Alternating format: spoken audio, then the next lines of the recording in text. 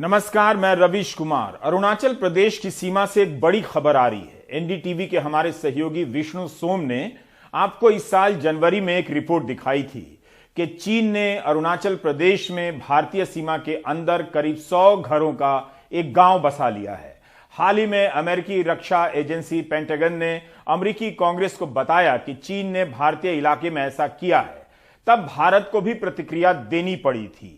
उस प्रतिक्रिया में एक किस्म से इस बात पर मुहर लगाई गई कि चीन वर्षों से इस तरह का अतिक्रमण करता रहा है, लेकिन भारत ने कभी इसे स्वीकार नहीं किया है।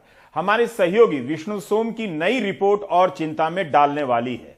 विष्णु सोम की इस रिपोर्ट के अनुसार चीन ने अरुणाचल प्रदेश में ही एक अलग जगह पर 60 घर बना लिए हैं, यानी एक और गांव बसा लिया है।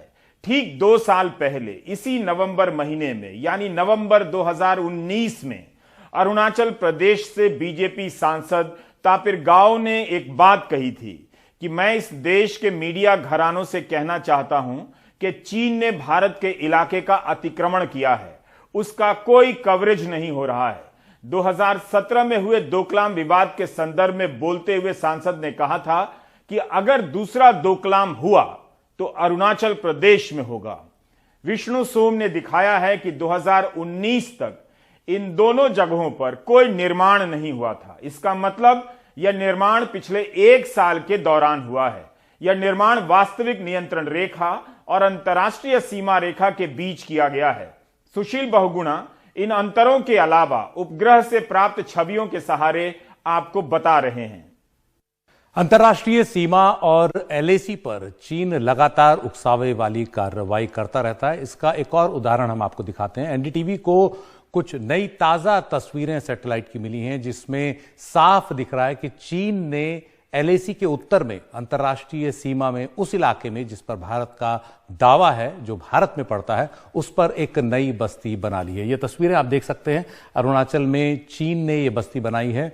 भारत की सीमा के अंदर पड़ती है, यानी अरुणाचल प्रदेश की सीमा के अंदर ये बस्ती पड़ती है, लेकिन एलएसी के उत्तर में है। ये बताना जरूरी है कि 2019 में इस इलाके में कोई इस तरह की बस्ती नहीं थी। 1 साल के अंदर 2020 में इस इलाके में ये इस तरह की एक रिहाइश दिख रही है, जिसमें करीब 60 घर, 60 निर्माण दिख रहे हैं। हालांकि ये अभी स्पष्ट नहीं है कि इसमें लोग रहते हैं या नहीं, लेकिन निर्माण यहां साफ दिखाई दे रहा है। ये जो पूरा इलाका है, ये उस गांव से करीब 93 किलोमीटर दूर है, जो हमने आपको जनवरी में बताया था। उसे भी चीन ने एलएसी के उत्तर में अपने कब्जे वाले इलाके में बनाया था। तो ये एक तरह से चीन की उकसावे वाली कार्रवाई है। आपको अगली तस्वीर दिखाते हैं कि 2019 में और अब में क्या अंतर था। मार्च 2019 तक इस इलाके में चीनी बस्ती नहीं थी, इस तरह का ये इलाका दिखता था। लेकिन मार्च 2020 में, जो आपको अगली तस्वीर हम आपको दिखाएंगे, अंतर आपको स्पष्ट हो जाएगा कि किस तरह से मार्च 2020 में यहां पर वो निर्माण नजर आने लगा। आपको अगली तस्वीर में ये स्पष्ट होगा जब हम दोनों तस्वीरों को साथ साथ रखेंगे। तो 19 मार्च 2019 की तस्वीर में आप देख सकते हैं वहां कोई रिहाइश नहीं थी। 20 सितंबर 2021 की जो तस्वीर है, वहां पर ये निर्माण दिख रहा है, यानी ये निर्माण पिछले कुछ समय के अंदर ही हुआ है। ये भी मान सकते हैं कि जो कोरोना का दौर था, उस दौरान ये काफी निर्माण यहां पर हुआ है। ये वो इलाका है जो भारत का इलाका है। अंतर्राष्ट्रीय सीमा में जो मैप है सर्वेयर जनरल ऑफ इंडिया के, उसमें भारतीय सीमा के अंदर पड़ता है, लेकिन एलएसी के उत्तर में है, यानी वो लाइन जिसके दूसरी ओर, उत्तर की ओर चीन का कब्जा है। आपको अगली तस्वीर हम आपको दिखाते हैं। यहां पर किस तरह से निर्माण आपको साफ दिखेगा। ये जो भारत सरकार का मैप है, सर्वे जनरल ऑफ इंडिया का ऑथेंटिक मैप है, जो भारत सरकार जारी करती है। इसमें आपको देख सकते हैं जो नीले रंग से बिंदु दिख रहा है, यहां पर चीन ने वो बस्ती बनाई है और एलएसी इसके दक्षिण में है और ये अंतर्राष्ट्रीय सीमा से करीब 6 से 7 किलोमीटर के अंदर है। अगली तस्वीर हम आपको दिखाते हैं अरुणाचल के ही मैप पर। यह भी भारत सरकार के मैप से, सर्वेयर जनरल ऑफ इंडिया के मैप से लिया गया है। अरुणाचल प्रदेश के जो तमाम जिले हैं उसमें ये दिख रहा है। तो ये शियोमी जिले में पड़ता है अरुणाचल प्रदेश के, जो सीमांत जिला है। और एलएसी के, आपको बताना जरूरी है, एलएसी के उत्तर में ये बस्ती है जिस पर चीन ने कब्जा किया हुआ है। अगली तस्वीर हम आपको दिखा रहे हैं। यहां पर किस तरह से चीन ने जो निर्माण किया, उसमें कैसे वो दावा करने के लिए एक इमारत की छत पर उसने अपना झंडा छापा हुआ है। आप देख सकते हैं गोल निशान जो है उसके अंदर एक इमारत है, इसकी छत पर उसने अपना निशान पेंट किया हुआ, अपना झंडा जो है उसे पेंट किया हुआ है। ये उसकी एक ऑब्जर्वेशन डेक के काफी करीब है और ये बताता है कि चीन की मंशा क्या है। अगली तस्वीर हम आपको दिखाते हैं इसी से जुड़ी हुई। ये 20 सितंबर 2021 की ये मैक्सर और प्लैनेट लैब्स से ली हुई तस्वीरें हैं जिनसे हमने इस बात की पुष्टि की है कि चीन ने इस इलाके में निर्माण किस तरह से पिछले कुछ समय में बढ़ाया है। एक और गांव की तस्वीर हमने आपको जनवरी में दिखाई थी, वो भी इसी तरह से चीन ने इस इलाके में बनाया था। तो ये चीन की उकसावे वाली कार्रवाई साफ झलकती हैं। इस पर हमने जब भारतीय सेना से एक आधिकारिक प्रतिक्रिया मांगी तो आपको अगली तस्वीर में हम दिखाते हैं। भारतीय सेना ने इस पर जो प्रतिक्रिया दी, लेकिन उससे पहले ये एक और तस्वीर इसी गांव की आप देख सकते हैं, चीनी मीडिया ने जारी की है। जो निर्माण है इसमें बहुत साफ दिखाई दे रहा है, लेकिन अभी इस बात की पुष्टि नहीं कर सकते कि यहां रिहाइश हुई है या नहीं, यहां लोग रहते हैं या नहीं। इस पर जब भारतीय सेना से प्रतिक्रिया मांगी गई तो भारतीय सेना का बयान आया कि आपने जो जानकारी मांगी है उसमें दिख रहे कोऑर्डिनेट से आ रही लोकेशन वास्तविक नियंत्रण रेखा के उत्तर में पड़ती है, यानी वो रेखा जिस पर जहां एक तरह से जिसके उत्तर में चीन का कब्जा है और जिसके दक्षिण में भारतीय सेना तैनात है। लेकिन भारत का दावा अंतर्राष्ट्रीय सीमा जो है उस पर है और एलएसी के उत्तर में अंतर्राष्ट्रीय सीमा के बीच में ये बस्ती पड़ती है, अंतर्राष्ट्रीय सीमा से करीब 6 किलोमीटर अंदर। तो चीन की उकसावे वाली कार्रवाई इन सब निर्माण से काफी स्पष्ट है। विष्णु ने अरुणाचल प्रदेश के मुख्यमंत्री, उप मुख्यमंत्री और गृह मंत्री से स्पष्टीकरण भी मांगा एनडीटीवी की तरफ से, जिसका इंतजार किया जा रहा है। यह हल्की बात नहीं है कि भारतीय सीमा के भीतर चीन गांव बसा रहा है। इस विवाद का सामना हम फुलझड़ियों के बहिष्कार और मोबाइल ऐप डिलीट कर नहीं कर सकते हैं। पिछले साल अप्रैल मई के महीने में चीन पूर्वी लद्दाख के इलाके में सक्रिय हो गया था, गलवान घाटी में। पहले समस्या से इनकार किया जाता रहा, फिर कई दौर की बातचीत चली, कुछ गतिरोध दूर हुआ, लेकिन गतिरोध कहीं और भी पैदा होता जा रहा है। गलवान विवाद को लेकर आज तक बातचीत चल रही है। उस वक्त राहुल गांधी ने लगातार ट्वीट किया था, बयान दिया था कि चीन को लेकर आवाज दबाई जा रही है, सरकार चीन को लेकर साफ साफ नहीं बोल रही है, संप्रभुता से समझौता कर रही है। राहुल गांधी लगातार बीच बीच में चीन को लेकर ट्वीट करते रहते हैं, लेकिन उनकी इन बातों को कोई गंभीरता से नहीं लेता है। पिछले साल विपक्ष के दबाव के बाद ऑल पार्टी मीटिंग भी बुलानी पड़ी थी। प्रधानमंत्री ने कहा था कि ना वहां कोई हमारी सीमा में घुसा है, ना ही घुसा हुआ है। न वहां कोई हमारी सीमा में घुस आया है, न ही कोई घुसा हुआ है, न ही हमारी कोई पोस्ट किसी दूसरे के कब्जे में है। आज हमारे पास ये कैपेबिलिटी है कि कोई भी हमारी 1 इंच जमीन की तरफ आंख उठाकर भी नहीं देख सकता। प्रधानमंत्री ने उस वक्त चीन का नाम नहीं लिया। बाद में देश ने पूर्वी लद्दाख के इलाके में प्रधानमंत्री के बयान से काफी कुछ अलग होता देखा और लंबे समय तक देखा। कितनी लंबी बातचीत चल भी रही है। इस बीच चीन भारतीय सीमा के दूसरे छोर पर निर्माण कार्य में लग गया। अरुणाचल प्रदेश में 2-2 जगहों पर कंक्रीट निर्माण बसा लेने की घटना को आप नजरअंदाज नहीं कर सकते हैं। नरेंद्र मोदी जी ने अपने मुंह से चीन को क्लीन चिट दी कि हमारे देश में घुसे ही नहीं, आए ही नहीं, घुसे हुए नहीं है, कहीं कोई कब्जा नहीं है। यह कहते ही उन्होंने चीन को और संबल दिया, चीन को आत्मविश्वास बढ़ गया कि अभी कुछ भी कर दें, प्रधानमंत्री अपनी छवि को बचाने के लिए सच कभी देश के सामने नहीं आने देंगे। वही हो रहा है। पेंटागन, अमेरिका आपको बता रहा है कि अरुणाचल में 4.5 किलोमीटर भीतर घुस के गांव स्थापित हो गया, और आप कह रहे हैं कोई घुसा ही नहीं, कभी आया ही नहीं। अगस्त 2019 में धारा 370 हटाई गई थी। तब संसद में जोशो खरोश के साथ गृह मंत्री अमित शाह ने कहा था, अक्साई चीन लेकर रहेंगे और उसके लिए जान भी दे देंगे। मगर उल्टा हो रहा है। चीन भारत की सीमाओं के दोनों छोर पर दबदबा बढ़ाते जा रहा है। अमित शाह अपनी तरफ से कुछ नहीं बोल रहे हैं। दोबारा उन्होंने अक्साई चीन को ले लेने की बात नहीं कही। मैं ये बात रिकॉर्ड पर रखना चाहता हूं कि जब मैं सदन में जब जम्मू एंड कश्मीर राज्य बोला हूं, तब पाक ऑक्यूपाई कश्मीर और अक्साई चीन दोनों इसका हिस्सा है, ये बात को और हमारे संविधान ने जम्मू कश्मीर की जो सीमाएं तय करी है और जम्मू कश्मीर के संविधान ने जम्मू कश्मीर की जो सीमाएं तय की है उसके अंदर पाक ऑक्यूपाई कश्मीर और अक्साई चीन दोनों समाहित है। इस समय सीमाओं की स्पष्टता और अस्पष्टता को लेकर चीन के दबदबे को स्वीकार या अस्वीकार किया जा रहा है, लेकिन इससे कोई इनकार नहीं कर सकता कि चीन पर्यटन के विकास के लिए 100 घरों या 60 घरों का गांव नहीं बसा रहा होगा।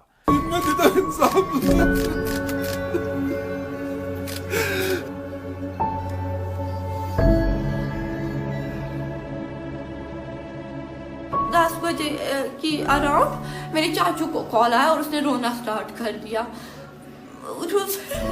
मैं घर पे ही थी तो सड़क पे चीखने चिल्लाने की आवाज स्टार्ट हो गई।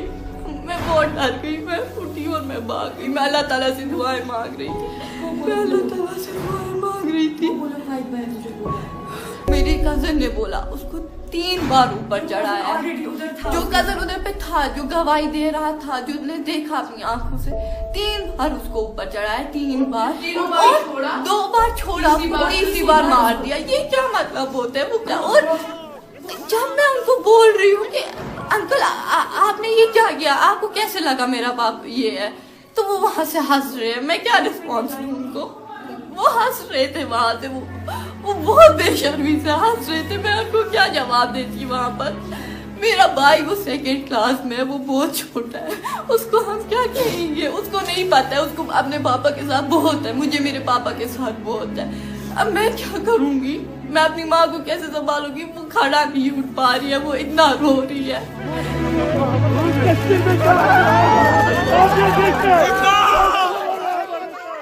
आपने अभी अल्ताफ भट्ट की बेटी को सुना। अगर सुन सके होंगे तो हिंसा प्रतिहिंसा के बीच फंसी हमारी समझ इस बच्ची की आवाज सुनने के लायक नहीं रही होगी। सुन भी लेंगे तो समझ नहीं पाएंगे। अल्ताफ भट्ट श्रीनगर के प्रतिष्ठित बिजनेसमैन बताए जाते हैं। हैदरपुरा की उस इमारत के मालिक जहां उनका एनकाउंटर हुआ, उस इमारत में उनका दफ्तर भी है और कुछ दुकानें भी। इस करोड़पति बिजनेसमैन के परिवार का आरोप है कि उन्हें 2 बार इमारत में ले जाया गया और तीसरी बार उनका एनकाउंटर कर दिया गया। अल्ताफ भट्ट आतंकवादी नहीं थे, ये उनके परिवार का दावा है। बेटी को आखिरी बार के लिए अपने पिता को देखने का मौका नहीं मिला। इस विपदा में भी यह बच्ची 2 मोर्चे पर लड़ने लगी, पिता के निर्दोष होने को लेकर और मार दिए गए बाप का चेहरा देखने को लेकर, जिसे पुलिस ने इस जगह से कई किलोमीटर दूर दफना दिया था, क्योंकि कानून व व्यवस्था नाम की चीज भी पुलिस को देखनी होती है। हमारे सहयोगी नजीर मसूदी बता रहे हैं कि अल्ताफ भट्ट के आतंकी होने को लेकर पुलिस के बयानों में ही शुरू से स्पष्टता नहीं रही। नजीर अपनी रिपोर्ट में दिखाने वाले भी हैं, जो हम दिखाएंगे कि किस तरह पुलिस के बयान प्रेस के सवालों के साथ बदलते गए। अखबारों में भी इंस्पेक्टर जनरल विजय कुमार का बयान छपा है, जिसमें इस तरह का अंतर्विरोध दिखता है। आतंकवादी, हाइब्रिड आतंकवादी और आतंकवादियों का मददगार। मैं डॉक्टर मुदस्सिर की मिसेज हूँ। मैं अपने हस्बैंड की डेड बॉडी मांग रही हूँ, बाकी मुझे कुछ नहीं।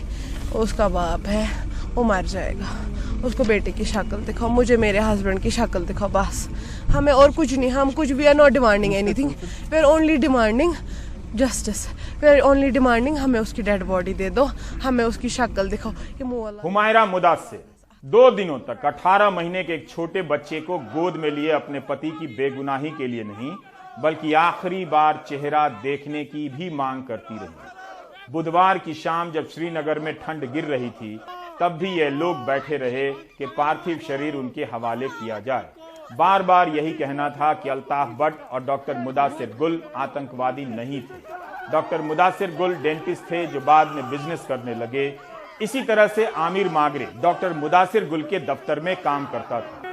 उसके पिता अब्दुल लतीफ मागरे कहते हैं कि वह निर्दोष है, सच्चा भारतीय है। कल के प्राइम टाइम में मुझसे एक चूक हुई थी। मैंने कह दिया था कि आतंकवादियों ने आमिर के पिता को 2005 में मार दिया था, जबकि उसके चाचा को मारा था। अब्दुल लतीफ मागरे को आतंक के खिलाफ अभियान में शामिल होने के लिए भारतीय सेना ने प्रशस्ति पत्र दिया था, यानी आमिर के पिता को। आमिर मागरे के चाचा को आतंकवादियों ने मार दिया था।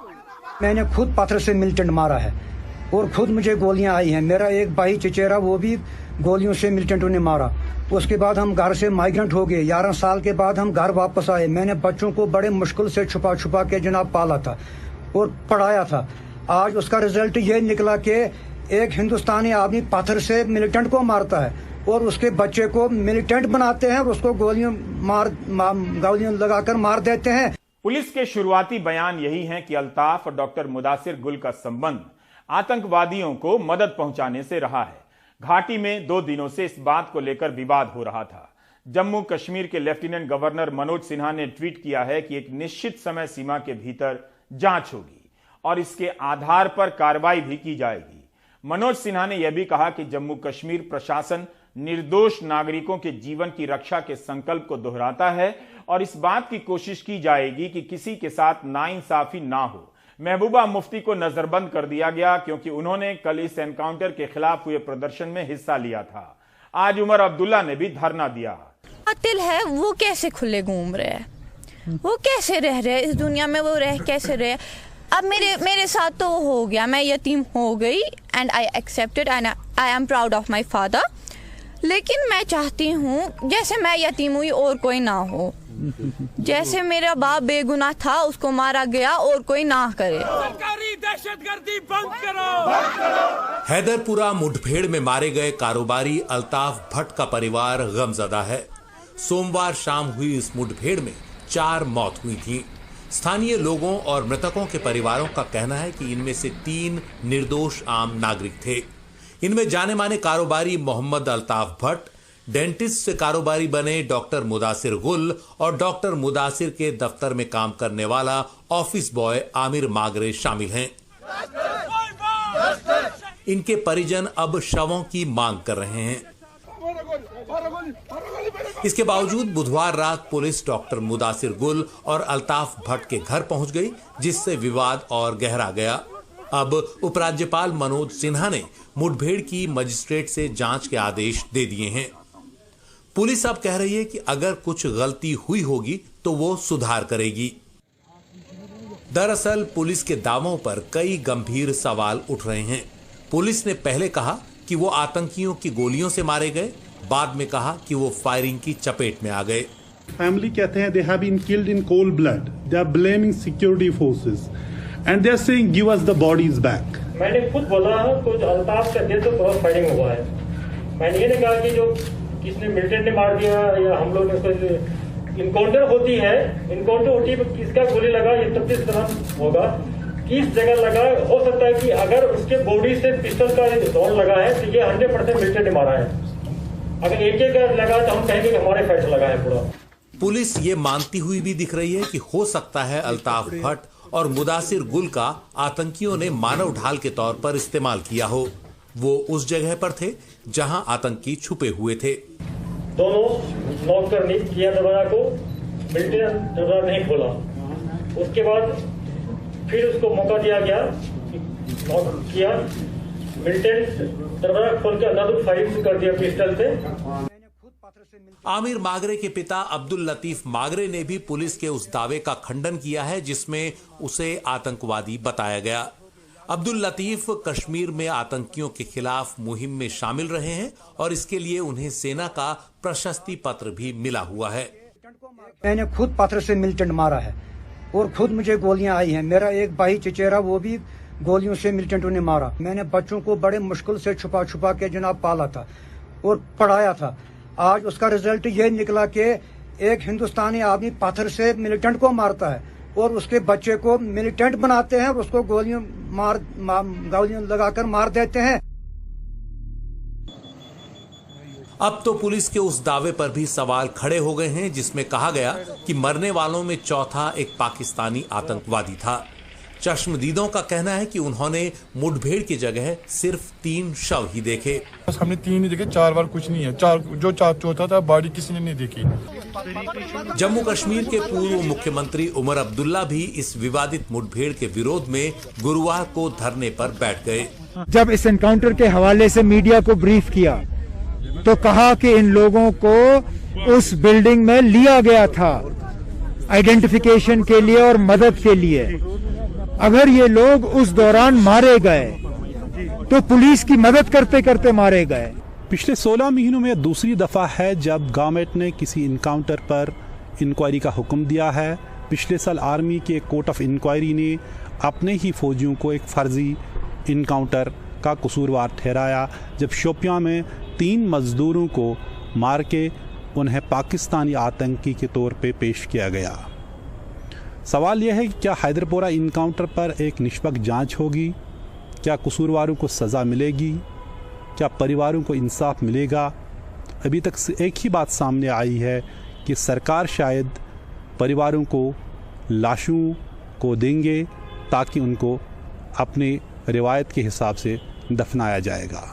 श्रीनगर से नज़ीर मसूदी, NDTV इंडिया के लिए।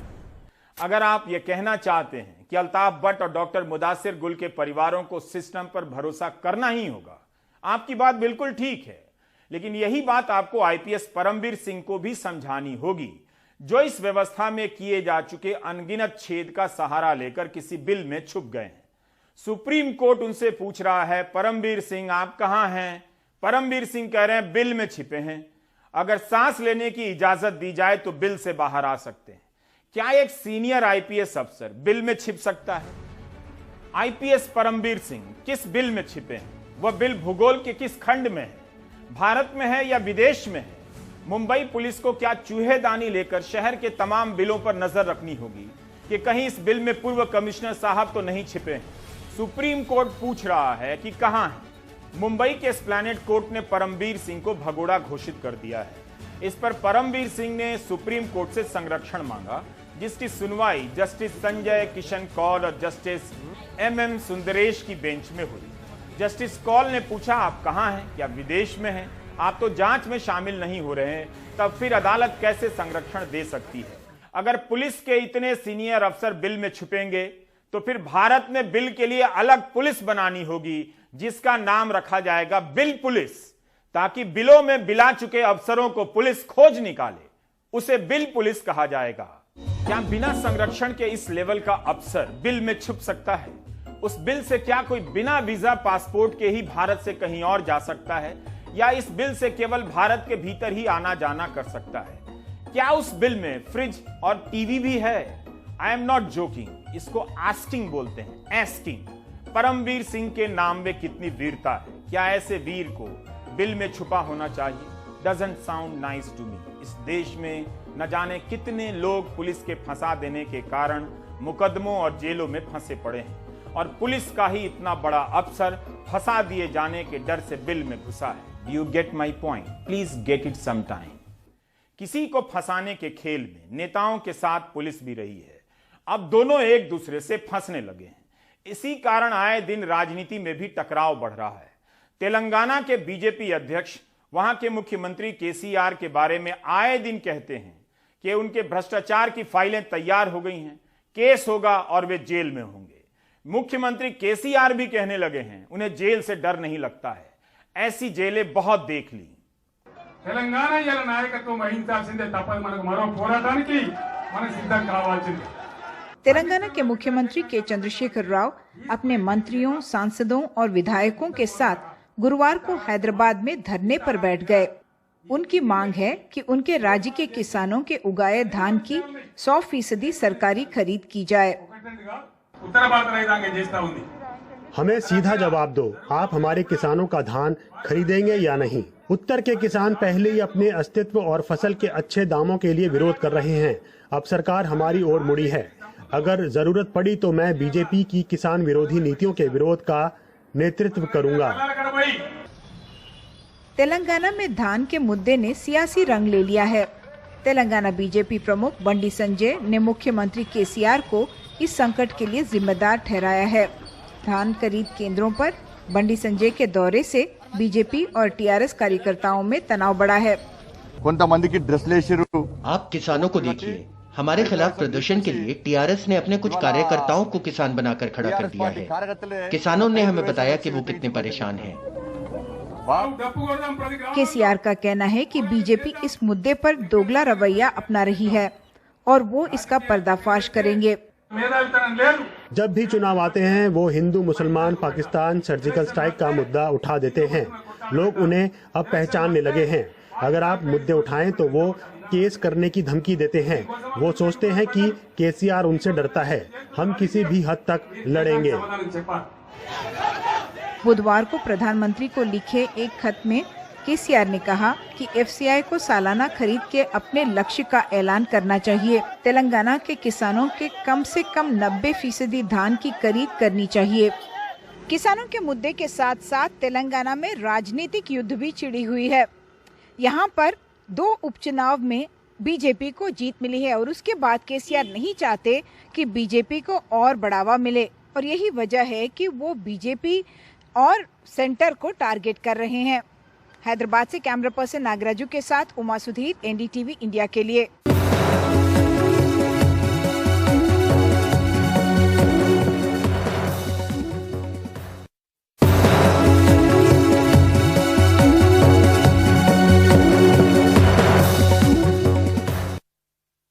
इस कार्यक्रम में हम कश्मीर से लेकर महाराष्ट्र और वहां से तेलंगाना पहुंचे। अब मध्य प्रदेश चलते हैं।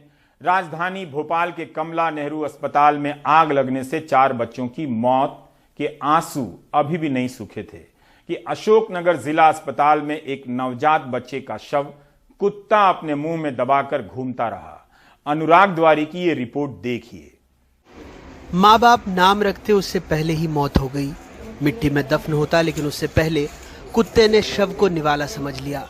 अशोकनगर जिला अस्पताल में जिसने ये तस्वीर देखी सिहर गया। किसी तरह सफाई कर्मी ने शव को छुड़ाया। 2 साल में ऐसी चौथी घटना थी। क्या देखा था आपने? अरे वो कुत्ता लेके जा रहा था बच्चे को। कैसे आपको कैसे पता चला? अरे ऊपर एक मरीज गया था। हाँ, से दे दिया। क्या बताया मरीज ने? कि वो कुत्ता बच्चा लेके घूम रहा है। कहाँ पे? ड्रामा सेंटर से घूमा था। सुबह कोई कुत्ता किसी नवजात शिशु की आधी खाई हुई डेड बॉडी लेके घूम रहा था। जब वो एंटर हुआ तो कर्मचारियों द्वारा देखा गया और मेरे को बुलाया गया, तो वो हम लोगों ने सुरक्षित यहाँ पे रख दिया है पोस्टमार्टम हाउस में और पुलिस को इन्फॉर्म कर दिया गया है। घर वाले इन डेड बॉडीज़ का जो नवजात होते हैं इनका डिस्पोजेबल ठीक ढंग से नहीं करते हैं। इन लोग को जाके गड्ढा खोद के सुनिश्चित करना चाहिए कि जानवर इनको ना खोद पाएँ। कभी कभी ऐसा भी होता है कि जल्दबाजी में कहीं पे घूरे पे पटक के चले जाते हैं, तो ये इसका ही संभावना लग रही है, क्योंकि इस बच्चे को भी मिट्टी में नहीं दबाया गया था और मिट्टी में दबाया गया होता तो मिट्टी लगी होती। ऐसा लग रहा है कि घर वालों ने इसका दाह संस्कार अच्छी तरह नहीं किया। अस्पताल करे भी तो क्या, खुद बीमार है। गंदगी का आलम है। रोज 300 से 400 मरीज आते हैं, 200 बिस्तर हैं। डॉक्टरों के 24 पद स्वीकृत हैं, 4 भरे हैं, 20 खाली हैं। वार्ड बॉय, टेक्नीशियन जैसे 49 पद स्वीकृत हैं, सिर्फ 18 भरे हैं, 31 खाली हैं। 1.5 हफ्ते पहले ही भोपाल के कमला नेहरू अस्पताल की आग से सरकार ने आंख खोलने की बात कही थी, लेकिन नींद जरा लंबी है। जागते तो देख पाते कि राज्य में स्वास्थ्य विभाग के अधीन डॉक्टरों के 8,904 पद स्वीकृत हैं, जिसमें से 4,815 भरे हैं, जबकि 4,050 खाली हैं। 16,000 नर्सिंग स्टाफ की कमी है। देश में अभी 11,082 लोगों पर औसतन एक सरकारी डॉक्टर है। वहीं मध्य प्रदेश में 16,996 लोगों पर एक डॉक्टर है, जबकि WHO के मुताबिक 1,000 लोगों पर एक डॉक्टर होना चाहिए। स्वास्थ्य विभाग ने पिछले दिनों मध्य प्रदेश लोक सेवा आयोग से चयनित 432 डॉक्टरों की पोस्टिंग की, लेकिन आलम यह है कि 1 महीने बाद भी 130 डॉक्टरों ने ज्वाइनिंग नहीं दी है। कुछ दिनों पहले SRS के आंकड़े आए, जिन्होंने बताया कि कैसे शिशु मृत्यु दर के मामले में मध्य प्रदेश की हालत सूडान से भी बदतर है। कैसे 1000 में से 46 नवजातों की मौत हो जाती है। देश भर में यह औसत 30 का है। और जो जन्म लेकर एक दिन के लिए भी दुनिया में आते हैं, उनकी भी हालत आपने देख ली। फिर लगा सत्ता और प्रतिपक्ष से सवाल पूछने की रस्म अदायगी भी कर लें। फिर मन ने ही सोचा कि सवाल किससे, उस पार्टी से जो 17 सालों से सत्ता में है बावजूद इसके हालात नहीं बदले, या उस विपक्ष से जो सिर्फ कैमरे या सोशल मीडिया पर ही सरकार की जवाबदेही तय कर पा रही है, या उस सरकार से जिसने लंबे वक्त से महिला बाल विकास मंत्री तक की नियुक्ति नहीं की है, या उस स्वास्थ्य मंत्री से जो हर वक्त अपनी जिम्मेदारी से भागते ही दिखते हैं। अशोकनगर से स्वदेश और भोपाल से कैमरा पर्सन रिजवान खान के साथ अनुराग द्वारी, एनडीटीवी इंडिया। आप देख रहे थे प्राइम टाइम। नमस्कार।